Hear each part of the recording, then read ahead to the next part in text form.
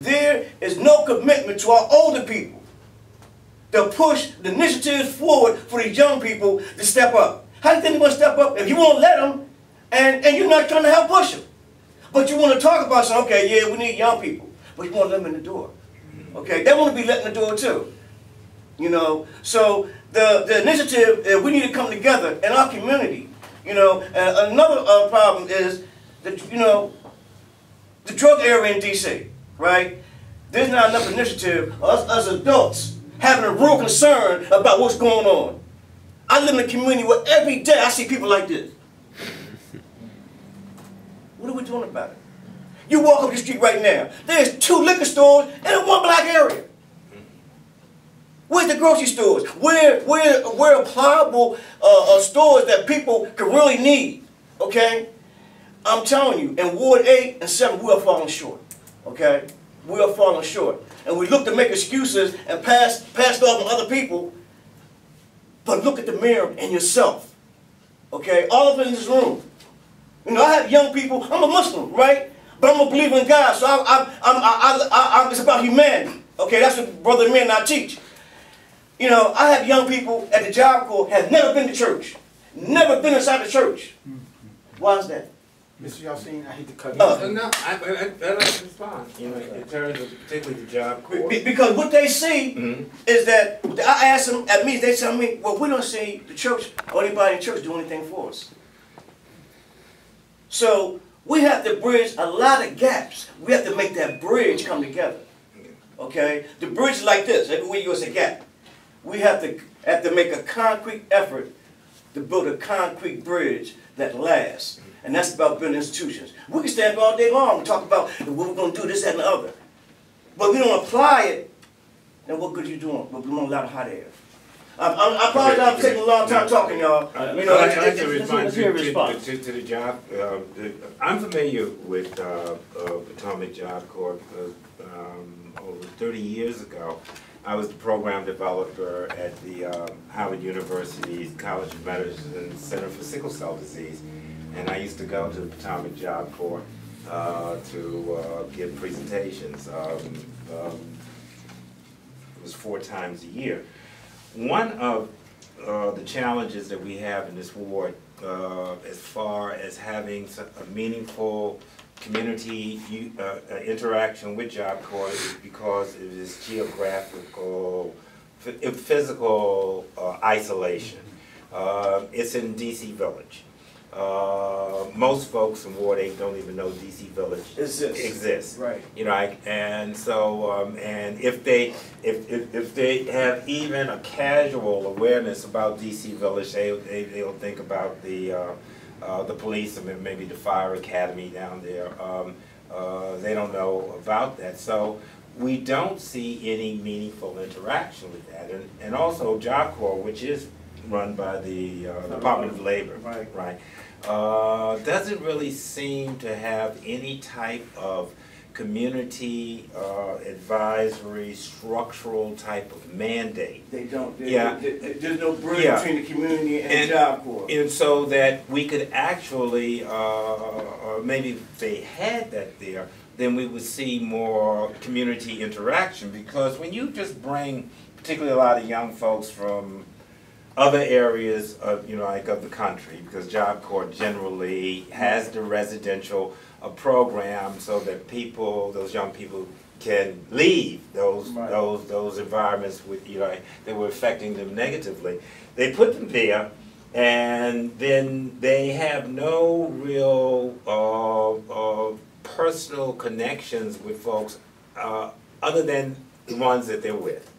Now, as you mentioned, that a number of the young people at Job Corps have never been to church. Well, I think it's important that the church go to them. Well, let me finish the point, because after all, you're like, the church, the first and foremost is not just a structure of bricks and mortar and stained glass. The church is basically the people of God. You know, like, we're having church right now. Right. You know, like, and so I think that it would be important, you know, like, for some of our Ward 8 faith leaders to actually venture to Potomac Job Corps to actually see how they could be of assistance in terms of helping to spiritually nurture some of these young people. What I would suggest is that, first of all, have a conversation with our Ward 8 council member, Trayon White. I know Trayon personally. All right, yeah. and you know, because Trayon would, I'm sure, would be able to get some folks to set up something, and then maybe also talking with the mayor's office as well as our delegate to Congress, Eleanor Holmes Norton, right, to see if we can get the Department of Labor to mandate some type of structure so we could have the community to be advising them. Because you know, like ideally, I would hope that some of the out-of-state participants in the Job Corps program will stay here in D.C. and become a part of the fabric of the community. And the only way that that's going to happen is that you've got to get them involved. I can't think of practically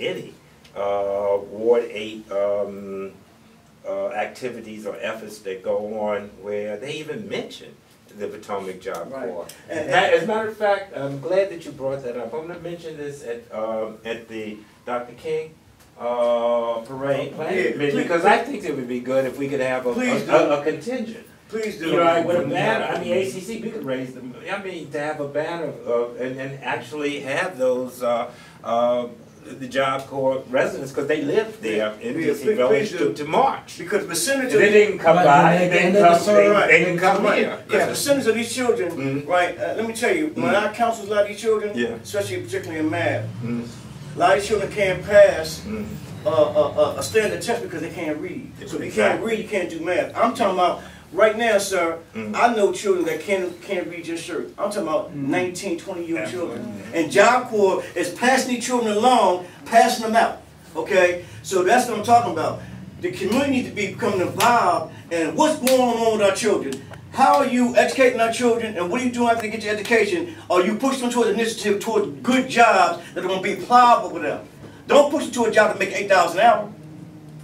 You know, so what I'm saying is, as a community, and that's all of us in this room, you know, because we all stand fault, all of us. You know, we can't point a finger, nobody but ourselves, okay, for the failure of our community and our children, okay. There's a lot of rhetoric and talk going on, but our children, they want to see action. That's what they keep telling me. You see, I seen, we don't want to hear no talk, but no minister, no imam. We want to see action. What kind of job can you get me? How can you help me? Can you help me with education, with living? I got young boys right now, 2 of them pregnant, nowhere to go. Nowhere to go. Other to the shelter. You know, we have to bridge this gap. And the drug era, y'all, I'm telling you, it's more prevalent than what y'all actually see. Y'all walk by people every day. We have to do something, okay? What's happening now is going back to the 70s, where darn near everybody in the poor community was on drugs. Because it's cheap now. You know, don't just stand up here and talk about we're going to do this, and this. Attack the issue and the problem. The drug dealers are the ones who control the neighborhoods. Okay? You have to get to them. Right? And I'm not talking about in terms of snitching on them, sending them to jail. You have to get inside their head and let them know that the things they're doing and control with people is wrong. So change their initiative and narrative. You know, and right in terms of the church, you know, like I said, you know, a lot of young people, brother, I try to have patience, man. We're really pushed back on time. I really humbly apologize, but some of these we could address on lunch. The sister had one question. I didn't know if I heard you saying you would bring the Malcolm X Day back, but is there any chance that that can happen? Well, maybe I didn't make myself clear. It's not that I was saying we're going to bring it back. That what has been proposed by the Anti-Culture Coordinating Council is that next year, during the year-long celebration of the 100th birthday of the park, that at least one of the events can focus upon Malcolm X Day, like remembering Malcolm X Day. If out of that comes some type of effort to shall we say, recontinue to restore it, then that would be terrific.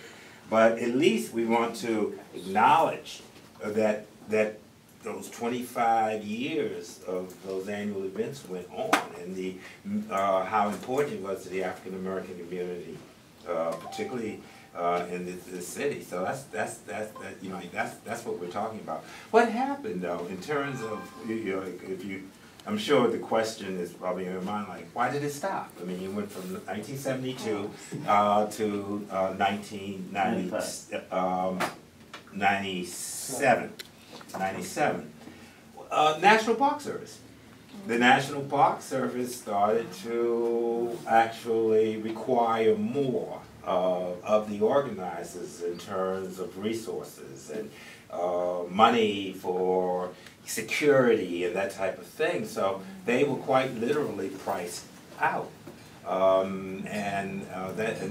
what happened to Malcolm X Day. And also that in terms of, we always keep in mind when you have events like that, parades or those large events, they're not free, and everything. So the organizers have to raise the money. That is one of the reasons why we do not see many parades east of the Anacostia River, because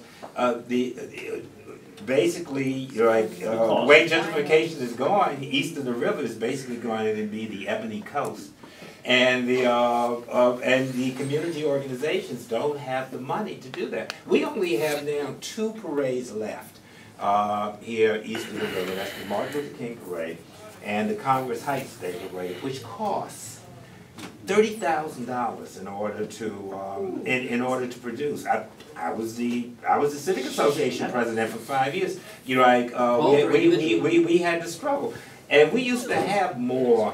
We used to have more events like that. Parades are important in terms of community spirit, letting folks have a sense of place. And let's be honest, a lot of young kids who are in bands and everything, that's their only time to strut their stuff gloriously through the streets, And yet we don't have. We used to have Minnesota Avenue Day. We used to have Unifest. We used to have Unifest and everything. We started off as the Chitlin Strut. Everything. Union Temple, that's what it's called, the Chitlin Strut. I know we should talk about chitlins here. And in the Heritage Museum, but that's our history. That was our history. And unfortunately, because community organizations aren't able to raise the type of money there, we don't see the big parades that we'll see on the other side of the river, of the 4th of July, the Palisades Parade on MacArthur Boulevard is a big deal. Like Cherry Blossom, everything, St. Patrick's Day, Gay Pride, and those huge parades, but we struggle. We struggled even to produce the Dr. King Parade. Yes. Who were the organizers of the Malcolm X Day? Malcolm X Day, a number of them are deceased, but the chief organizers, the person who was in charge, who is still alive, I spoke with him 2 weeks ago, Charles Stevenson. And he and his wife live in Raleigh, North Carolina. But he's willing to come back to help me plan something, if I can get enough community support for this, and also to try to get the National Park Service to deal with that. We have a new superintendent of National Park Service. She's a sister, Tara Morrison, who's wonderful and everything. She's in charge of not only Anacostia Park, but Frederick Douglass House, Murray Bethune's Bethune Archives, etc. She has called together a group to help organize the events for next year. So it's at that meeting that I have actually put this on the table. And let's be honest about it now, that's National Park Service, Frederick Douglass, and considering the current political atmosphere in our nation's capital, you may not find the Department of Interior being too embracing of anything to celebrate Malcolm X. So that means that we're going to have to do some basic, real grassroots community organizing in order to even have that one event. But hopefully it can be brought back. Because things have changed now in terms of the way that our society views of Brother Malcolm, Malcolm X, which, to be honest about it, was not his official name, right? Okay, because he had a Muslim name.